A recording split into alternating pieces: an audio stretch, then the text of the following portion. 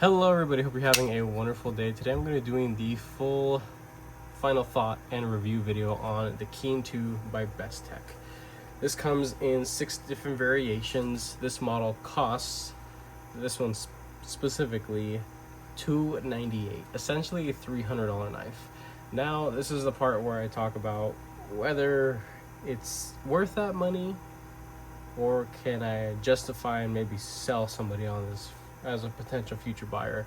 This knife has been out for over 2 years now, and it's been in and out of my cart multiple times. And if you're in the same boat as I was and just sitting on the sidelines, you haven't handled this, you haven't checked it out at a show or something, or maybe you had a friend that potentially had one, whatever the situation is, this is really freaking sweet. I think it's worth every damn penny. While there are plenty of good things to say about it, there are a couple of very small, tiny little details that a lot of people tend to overlook because it's really not that big of a deal, but I'm willing to share them with you regardless. So again, price on this particular variation, basically $300.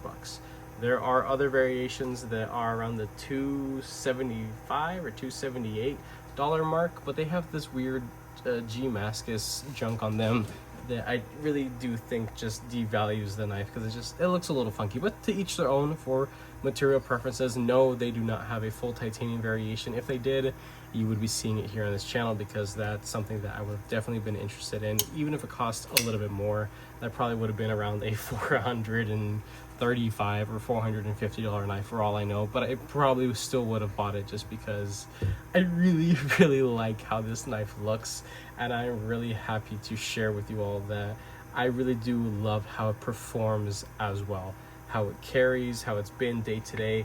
I've now owned this knife for about 6 weeks, so about a month and a half.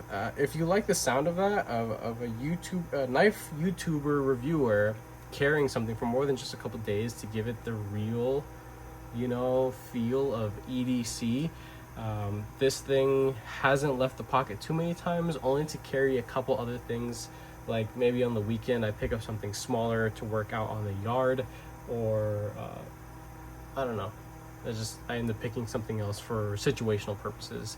This doesn't fit everybody's taste, budget, environment, and this is a knife that's really done a lot of screwy things to my brain in the sense of what I actually think is necessary to carry. This is a knife that has made me now consider what a lot of people have been telling me: just carry more than one knife, why not? And previously I'd say to those people, why the hell would I carry more than one knife? That's kind of stupid. And plus, I don't want them in the same pocket to be dinging around each other. And then some people's argument would be, well, you have your nice knife, and then you have the knife that you lend to somebody in the workplace or a family member that you don't completely trust with your nice knife. And this is a very capable knife, and I would consider it to be a nice knife, not only because of its price, because $300 is nothing to scoff at, but this isn't something I would want to just hand to anybody willy-nilly, because it is a large knife, and especially with the action that it has, you could really cut yourself pretty badly with this thing. I mean, yeah, there's a lot of blade coming straight down onto your finger if you are not out of its way. But this knife has really got me going on this whole thought train of potentially carrying, or starting to carry, fifth pocket. And that means having something that's really small for real basic utility purposes. So while I've been a huge advocate for smaller around 3-inch blades, I love carrying this thing. This thing is awesome. It's a wonderful fidget piece. It's incredible to use. And again, it looks great, right? I know it's made by a reputable manufacturer, and it definitely checks off a lot of boxes for me personally. But there are times where maybe I don't want to whip this freaking thing out when I go to cut open a bag of really stubborn chips. You know what I mean? Like, it's like, am I really gonna whip this blade out to cut the smallest of tasks? No, I think it's a little silly, and that's when a design this large does become a little bit cumbersome to wield, just willy-nilly. This is a knife that makes me want to think about what I'm going to cut and if it's worth even cutting. That could be anything. That could be, you know, stuff in the kitchen or an Amazon box or my next knife purchase. A lot of the times I don't find myself needing something this large. I mean, I would consider myself living in an urban environment. I'm not a rancher, I'm not a farmer, I'm not like an outdoorsman. I don't do like really heavy duty wilderness shit. Like I live in a small, I wouldn't say small town vibes, but I think now where I live it's considered like a baby city, if anything. But this is very well out of place of what most people would carry in my area. So things to consider when buying something like this. It's freaking massive, and it's going to attract a lot of unwanted attention most of the time. Is it badass? Yeah, it definitely is.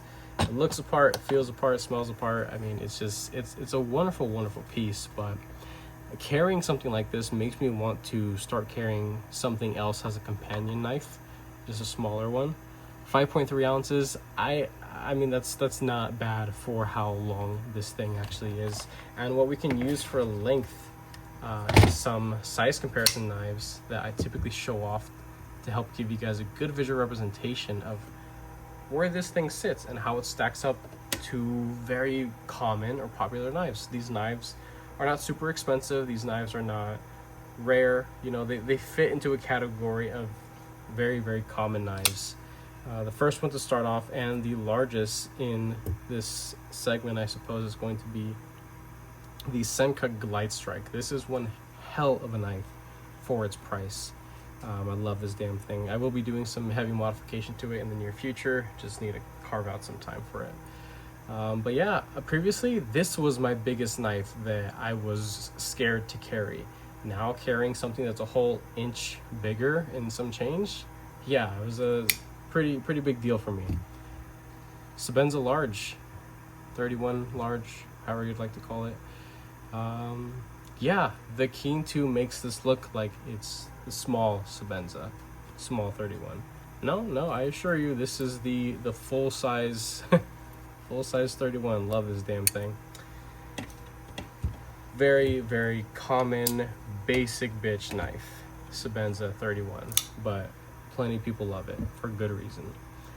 Here is Spyderco Manix 2, lightweight. I'm very interested in getting an XL version of this because why not? I think that'd be pretty neat to at least have on the channel for a short period of time. It probably wouldn't hang around too often, and I know I want to be real with myself when it comes to making future purchases at a time where I need to be smart about finances. Here is the CMB Manix Predator.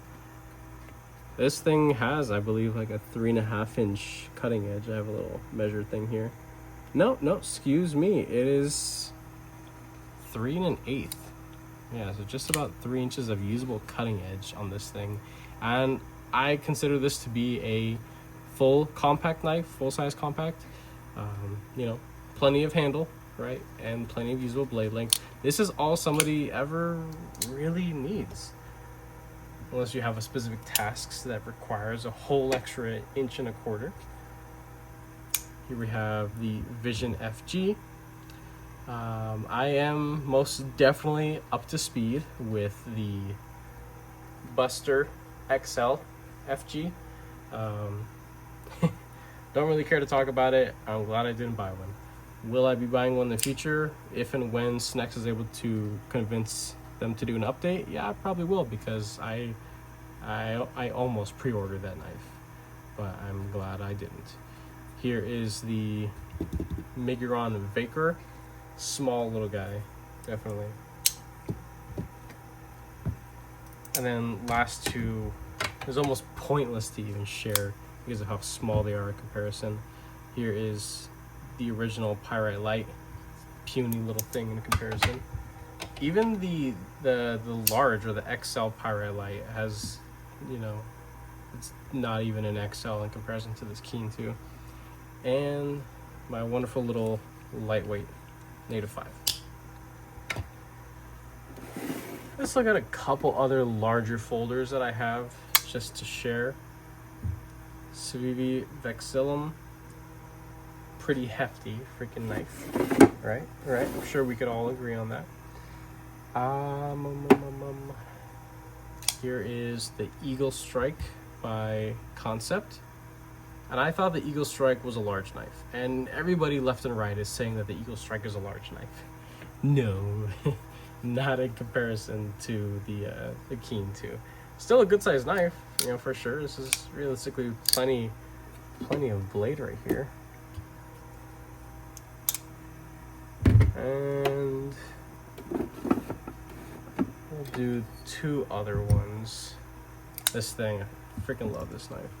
Olaton's T052. A little Easter egg to throw into this video. If you're paying attention, you may be up to speed. But I reached out to Olaton's and they said that they would love to work with me on future projects, as in content purposes. They've decided to send me a free knife. That knife I will not be keeping, and it'll be for my Patreon members. Yes, I do have a Patreon. I have a $5 and a $10 tier. If you go and apply for the but if you go and sign up for the $5 one, you will automatically enter it into winning something for free, winning that knife for free. So if you're watching this video and you go and you see another video based off of Olaton's, that is the one that will be given away. So I reached out to them because I love this knife so much and all that it has to offer. Not too many content creators have shown that off. It's definitely a good one. It is absolutely a hidden gem, and I found it on Amazon. I do have a link to that as well on my Amazon affiliate. Last, what I would consider a large knife is the Arcform Theory. And again, in comparison, this looks like a baby Theory, mini Theory. But love using this thing, especially out in the yard. I was actually using this thing to strip some branches off of a softwood tree in my front yard. Held up just fine. M390 is actually not as bad as I thought it was. But that is plenty for size comparison. So yeah, I'm sure at this point anybody watching this is rolling their eyes. Okay, dude, we get it. It's a huge freaking knife. Or then there's that person that's like, oh, you call that a knife? That's not a knife. It's freaking tiny little damn toothpick. This is a big knife. And especially coming from somebody who, you know, carried the Native 5 consistently for years. I mean, that's all the knife I ever needed. That's sub 3-inch blade. And this is insane. This is wild to carry, but I've loved every second of it. Talking about the manufacturing quality of this, it's Bestech. We all know at this point, but if you don't, Bestech actually is a machining firm, and they have a butt ton of different companies, small machine shops that make things for them. Hey, you're good at making blades. Hey, you're good at machining hardware. Let's all come together and let's make some cool shit. I really like how that sounds on paper, but it just I could see where some things can become complicated, especially when it comes to consistency.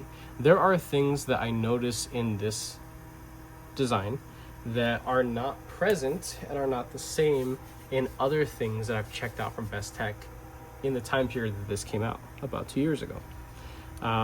Talking about the pivot, and I have a disassembly video and a little background talk that I will be linking down or attaching to this, and you can go ahead and check it out if you care for disassemblies. If you want to see the internal workings of this, that is a video made just for individuals like you. You can see how, you know, the blade is machined, all the internals. It's nice, it's enjoyable, and I kind of share my thoughts about, you know, what companies can do to improve and where I find value. I don't have a whole lot of money, and the money that I do have, I want to make sure it works harder than it could possibly ever for me. I want to get the max amount of knife for my money. So when I say a knife is worth every penny, I really put it through its paces. And this is something that I am very happy and very confidently I could say that this is worth $300. This is easily a $300 knife. There are things here and there that I miss and that I would like to have. Like, I think it'd be pretty neat to have some jimping here on the spine. There's a nice flat spot. They could have done that, but they didn't. I can call laziness. I can call out the designer. But realistically, it's not super necessary. There is some, semi-aggressive large jimps here, but I can say that that's just decorative. Back here as well, it's not super, I don't feel it, I don't interact with it, but I'm thankful that it's there. There are these little machine milled, little diagonal scallop looking things on both the tie and the carbon fiber side. I'm happy that it's there. I can't complain. I don't want to say that I wish they weren't there.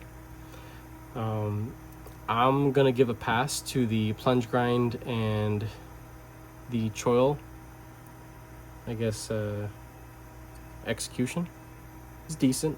I brought this thing down to, I believe, a 16-degree edge, and I didn't really have much of a trouble hitting any of the shouldering, so there is plenty of room for me, at least.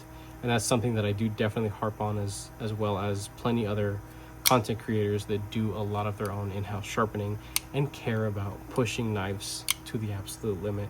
And 16 degrees on something like this is overkill, honestly. I think I'm going to take it back to 18 degrees because I've noticed, at least with this example of S35VN, that the edge, the actual apex, very easily creates rolls. And I'm not doing hardcore shit with this knife. I'm talking some stuff in the kitchen. I'm not deboning anything either, so I'm not hitting, really hard things. I work off of plastic and wooden cutting boards. I'm not trying to cut bricks in half. I'm pretty mindful about what I take my edges to, because as much as I love sharpening, I do not want to spend my afternoons sharpening my own knives. I'd rather spend my afternoon sharpening other people's knives and making a little bit something, making some money off of it, right? And that's a large portion of what my Patreon is for, providing services for sharpening. So if you want to get edges like how I have on my knives, and I know there are plenty of people that may be watching this that can absolutely sound up in the comments and say that my edges are pretty sweet. I'm proud of them. I'm proud to say that. I've come a long way in a lengthy period of time, sure, but I'm proud of what I can accomplish nowadays. But I can't say that it's perfect. There is always room for growth, and especially with this model. I wish that there were a couple little things done differently. One little machining miss that I noticed is also something that I highlighted on the disassembly video. But if we zoom in here, you can see that little shiny ring around, if I can get in the light, yeah, that little glint right there. That is a big fat freaking burr that was left over from creating the detent hole. Now the detent is excellent. It's absolutely wonderful, but they didn't clean up the damn hole. They didn't put a chamfer like most manufacturers do, and that we know Bestech to be able to do. So this is something that they missed. Not super happy about that, and it really could just be this unit. That's a possibility. I'm not ruling that out. But as far as machining and the fit and finish and the ease and enjoyment of taking apart and disassembly, that is truly the only miss I can genuinely think of on this knife. I mean, the pocket clip, it's excellent. It's sitting right over the relief cut. Would have been nice if the relief cut wasn't on the inside, but that's just a personal visual preference. This thing does not snag in and out of the pocket. I did not have to bend the clip out. There's plenty of length. The clip has plenty of designy flair to it, to not call it boring. It fits the build. It does. It's not deep carry. You're gonna have about half an inch of the ass end of the knife sticking out.